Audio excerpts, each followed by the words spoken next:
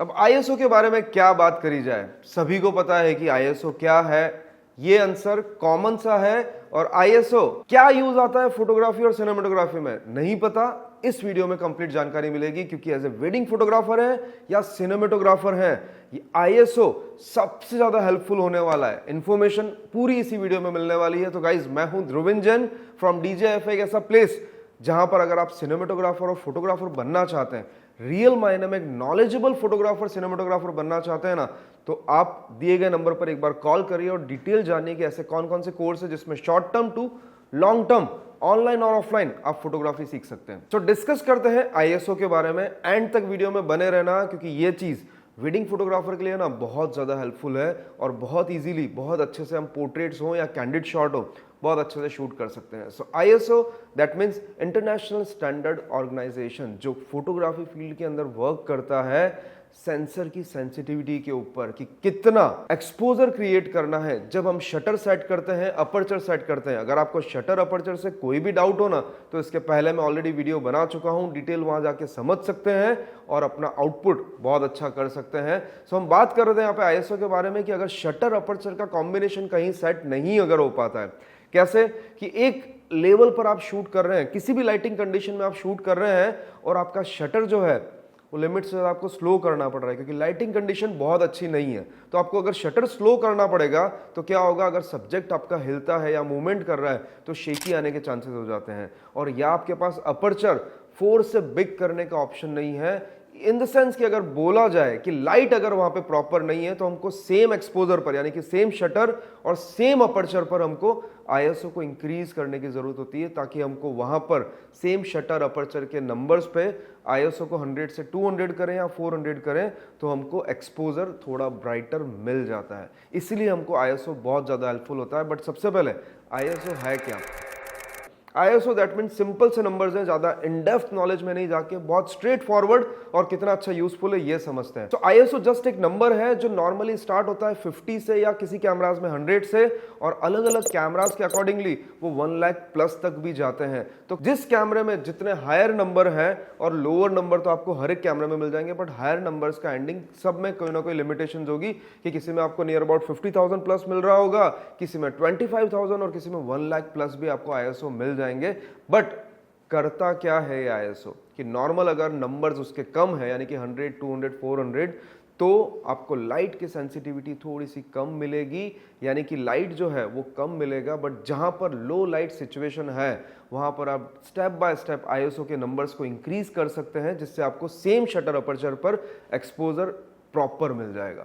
अब ये क्यों हेल्पफुल है, और स्पेशली वेडिंग फोटोग्राफर जहां डे, नाइट, इवनिंग हर जगह हमको शूट करना होता है, जस्ट आपको आईएसओ हेल्प ये प्रोवाइड करा देता है कि आप आईएसओ के नंबर्स, यानी कि अगर आप इवनिंग टाइम में शूट कर रहे हैं और 6400 आप आईएसओ कर लेते हैं, तो शटर स्पीड आपका फास्ट हो जाता है। क्योंकि हम वेडिंग कैंडिड में क्या यूज करते हैं, 1.4 या 2.8 का अपर्चर यूज करते हैं, तो वो बहुत ज्यादा हेल्पफुल हमारे लिए हो जाता है। बट एक क्वेश्चन आपके माइंड में आ रहा होगा, आईएसओ के नंबर्स को इंक्रीज करते हैं तब हमको रिटर्न बैक क्या मिलता है, ग्रेन्स और नॉइज मिल जाती है। नॉइज हमको मिलती है जो स्लो शटर हम शूट करते हैं, और वो थोड़ी व्हाइट के स्क्रैचेस टाइप की मिलती है।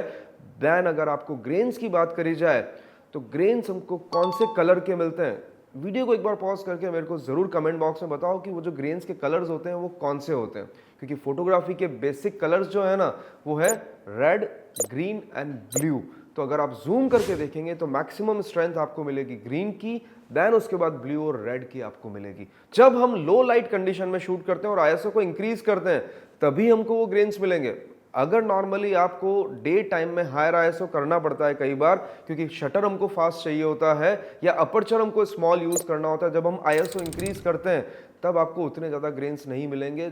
ग्रेन्स सिर्फ आपको तभी मिलेंगे जब आप लो लाइट कंडीशन पर शूट कर रहे हो। अब लो लाइट से बचने के लिए सबसे पहली चीज है कि एक्सपोजर को समझा जाए।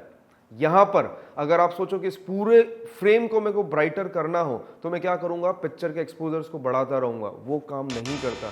एक्सपोजर समझना जरूरी है हर कंडीशन के अंदर, क्योंकि लाइट के अकॉर्डिंगली इमेजेस कैप्चर होती हैं, इमेजेस को ब्राइट करने के अकॉर्डिंगली इमेजेस कैप्चर नहीं होती। क्योंकि लाइट जिस कंडीशन से आ रही है, उसी कंडीशन के थ्रू हमको वहां पोर्ट्रेट शूट करना जरूरी है। इसीलिए बहुत ज़्यादा हेल्पफुल हो जाता है। जैसे आप संगीत संध्या में शूट कर रहे हैं, डिफरेंट तरह की लाइटिंग्स आपको वहाँ मिलती है, कभी कम कभी ज़्यादा।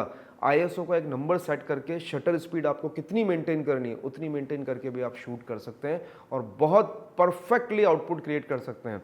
आज की तारीख में जितने न्यू कैमराज आ रहे हैं ना, सभी के अंदर लो सेंसिटिविटी बहुत अच्छी है आईएसओ की, यानी कि अगर आप जाते हैं नियर अबाउट 10,000 आईएसओ तक भी जाते हैं, इवन मैंने कई बार 20,000 आईएसओ पर भी इमेजेस कैप्चर करी हैं R5 और R5 Mark II के अंदर, तब भी मेरे को ग्रेन्स बहुत कम मिले हैं, यानी कि वो इमेजेस को मैं अच्छे से यूज़ कर सकता हूँ। ऐसी इमेजेस मेरे को कैप्चर हुई हैं संगीत संध्या की, तो सोचो कि कितना हेल्पफुल है।